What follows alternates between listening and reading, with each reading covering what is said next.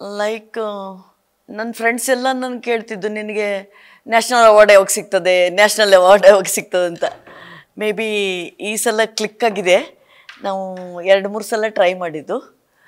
ಈ ಸಲ may be ನಮಗೆ ಅಪ್ಲಿಕೇಶನ್ ಕಳಿಸುವಾಗ ಲೇಟ್ ಆಗ್ತಿತ್ತು ಏನೋ, ದೇರ್ ವಾಸ್ ಸಮಥಿಂಗ್ ಸ್ಟಕ್. ಈ ಸಲ 1 ವೀಕ್ ಅಡ್ವಾನ್ಸ್ ಆಗಿ ಗುಲ್ಬರ್ಗದಲ್ಲಿ ನಂದು ಬಗ್ಗೆ ಇನ್ಫಾರ್ಮೇಷನ್ ಎಲ್ಲ ಕಲೆಕ್ಟ್ ಮಾಡಿದ್ರು DC ಆಫೀಸಿಂದ. ಮತ್ತು ಇಲ್ಲಿ ಬೆಂಗಳೂರು ಆಫೀಸಿಂದ ನನಗೆ ಹೇಳಿದ್ರು, like we are searching for you for the last 3 days. Prime minister ಆಫೀಸಿಂದ ಕಾಲ್ ಬಂದಿದೆ, ಪ್ರೆಸಿಡೆಂಟ್ ಮೇಡಮ್ ಆಫೀಸಿಂದ ಕಾಲ್ ಬಂದಿದೆ ಅಂತಂದರೆ then I realised maybe ನಮ್ಮಪ್ಪ ಫ್ರೀಡಮ್ ಫೈಟರು. ಅಪ್ಪಂದು ಅದು ಕ್ವಿಟ್ ಇಂಡಿಯಾ ಮೂಮೆಂಟದು ಪ್ರಯುಕ್ತ ಪ್ರೆಸಿಡೆಂಟ್ ಜೊತೆಯಲ್ಲಿ ಕೂಟ ಇರ್ತಿತ್ತು. ಆವಾಗ ಅಪ್ಪಂದೆಲ್ಲ ಇನ್ಫಾರ್ಮೇಷನಲ್ಲಿ DC ಆಫೀಸಲ್ಲಿ ಕೇಳ್ತಿದ್ರು, ಸೆಂಟ್ರಲ್ದು ಏನಾರು ಇದ್ದರೆ ಆ ಥರ ಬರ್ತದಂತ. May be I am getting national award ಅಂತ I just got it in my mind. ಆಮೇಲೆ ಇಲ್ಲಿಯವರು ಹೇಳಿದ್ರು, ನೀವು ಅರ್ಧ ಗಂಟೆಗೆ ಕೊಡಬೇಕಿದು ಆನ್ಸರ್, 4 ಕ್ವಶನ್ಸ್ ಕಳಿಸಿದ್ದಾರೆ ಅಂತ. 4 ಕ್ವಶನ್ಸು ನಾನಾದರೆ ನಿಧಾನ ಮಾಡ್ತೀನಿ ಅಂತಂದು, ಬಿಕಾಸ್ ಅದು ಎವ್ರಿ ಟೈಮ್ ನಮ್ಮದು ಲೇಟ್ ಆಗಿದ್ದು ಅದು ನನಗೆ ತಲೆಗೆ ಬಂತು. ಈ ಸಲ ಲೇಟ್ ಆದರೆ it's not good on my part. ಈ ಲೆವೆಲಿಗೆ ಹೋಗಿದ್ದಿಲ್ಲ ಅವ್ರದ್ದು, ನಮ್ಮದು ಇನ್ಫಾರ್ಮೇಷನ್ ಕಲೆಕ್ಟ್ ಮಾಡುವ ಲೆವೆಲಿಗೆ ಹೋಗಿದ್ದಿಲ್ಲ. ಸುಮ್ಮನೆ ಅಪ್ಲೈ ಮಾಡಿ ಖುಷಿಯಾಗಿರ್ತಿದ್ದೆ ನನಗೆ ನ್ಯಾಷನಲ್ ಅವಾರ್ಡ್ ಬರ್ತದೆ ಅಂತ ನಾನೇ ಮನಸ್ಸಲ್ಲಿ ಹೇಳ್ತಿದ್ದೆ, ಬಿಕಾಸ್ ಆ ಥರ ಸೋರ್ಸಿಂದ ಕಳಿಸ್ತಿದ್ದೆ ನಾನು. But it was not happening every time.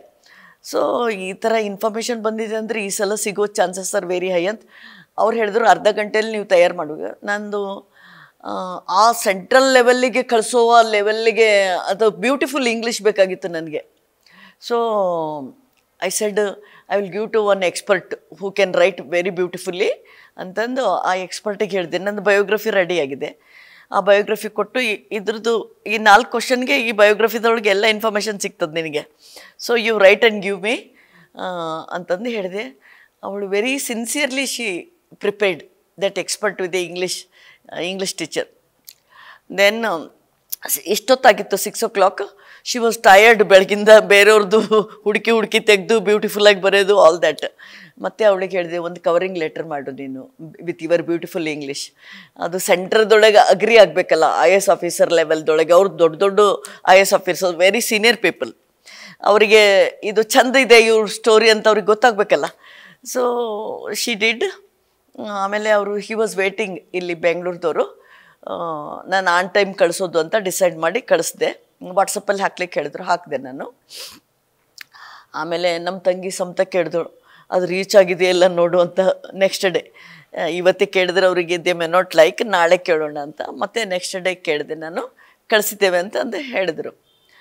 So ಹಾಗಾಕೊಂಡು ದಿಸ್ ಈಸ್ ಫಸ್ಟ್ ಟೈಮ್ ಆ ಥರ ನಂದು ಇನ್ಫಾರ್ಮೇಷನ್ ಕೇಳಿದ್ದು. Then I realised I may get the national award this time ಅಂತ. ಬಿಕಾಸ್ ನನ್ನ ಫ್ರೆಂಡ್ಸ್ ಎಲ್ಲ ಕೇಳ್ತಿದ್ರು, ನಿಮಗೆ ನ್ಯಾಷನಲ್ ಅವಾರ್ಡ್ ಯಾವಾಗ ಸಿಗ್ತದೆ, ನಿಮ್ಮನ್ನೇ ಇವರ candidate for the national award ಅಂತ ಹೇಳ್ತಿದ್ರು. ನಂದು ಬಯೋಗ್ರಫಿ ಎಲ್ಲ ನೋಡಿಕೊಂಡು ಈ ಸಲ ಅದು. ಮತ್ತು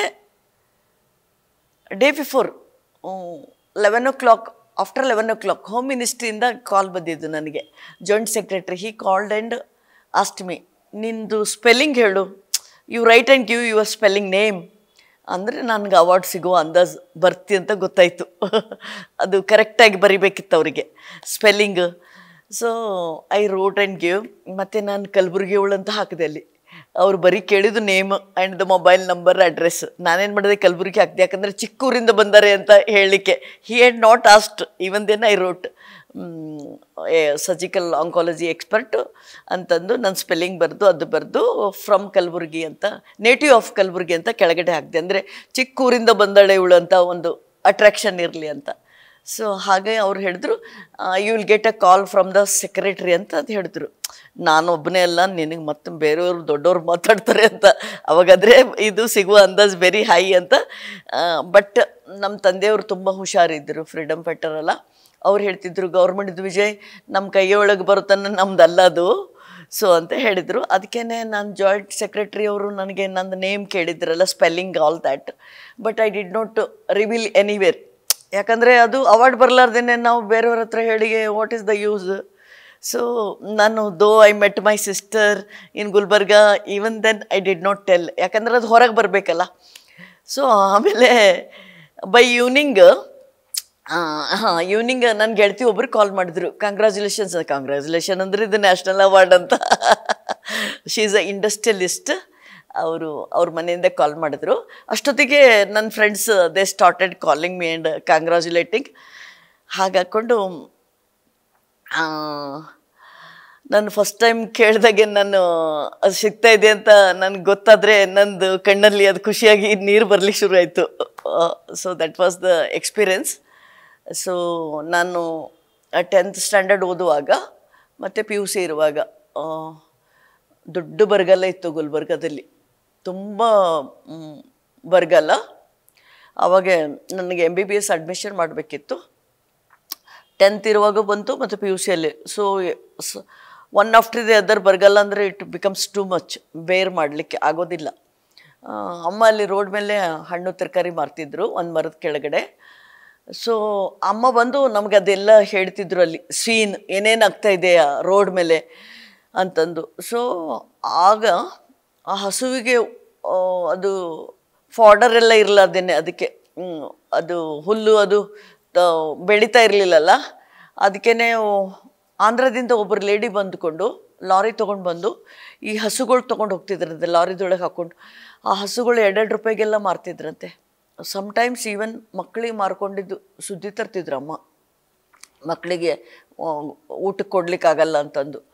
ಸೊ ಈವನ್ ಗಂಜಿದೊಳಗೆ ಮಂದಿ ಬದುಕಲಿ ಶುರು ಮಾಡಿದರು. ಆ ಲೆವೆಲ್ಲಿಗೆ ಸಿವಿಯರ್ ಡ್ರಾಟ್ ಇತ್ತು ನಮ್ಮೂರಲ್ಲಿ.